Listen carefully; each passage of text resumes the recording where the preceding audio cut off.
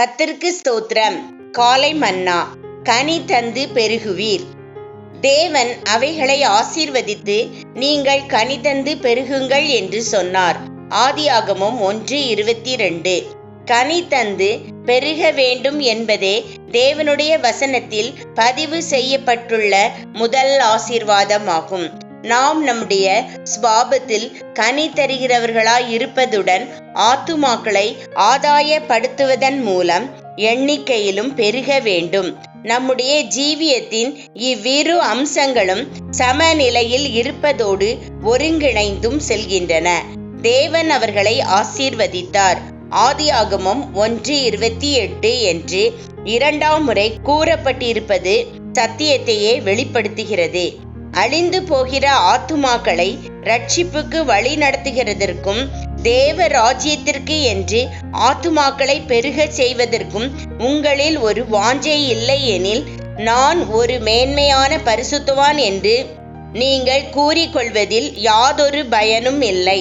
மறுபக்கத்தில் திவ்ய சுபாவத்தின் மூலம் கனி தராவிடில் நீங்கள் ஆத்துமாக்களை ஆதாயப்படுத்துவதினால் யாதொரு பிரயோஜனமும் இல்லை. நம்முடைய ஆவிக்குரிய ஜீவியத்தில் நாம் கனியற்ற அனுபவம் உள்ளவர்களாய் இருப்பதை கர்த்தர் விரும்பவில்லை. அவர் நம்மை ஆவிக்குரிய சகல ஆசீர்வாதங்களாலும் ஆசீர்வதித்து நீங்கள் கனி தந்து பெருகுங்கள் என்று நம்மிடம் கூறுகிறார். நாம் ஆவியின் கனியாகிய அன்பு, சந்தோஷம், சமாதானம், நீடிய பொறுமை, தயவு, நற்குணம், விசுவாசம், சாந்தம், இச்சையடக்கம் போன்றவற்றினால் நிறைந்து இந்த தெய்வீக சுபாவங்களில் மற்றவர்களை கூட வளர அவர்களுக்கு உதவியாயிருப்போமாக. யோசேப்பு கனி தரும் செடி, அதன் கொடிகள் சுவரின் மேல் படரும் என்று நாம் வாசிக்கிறோம்.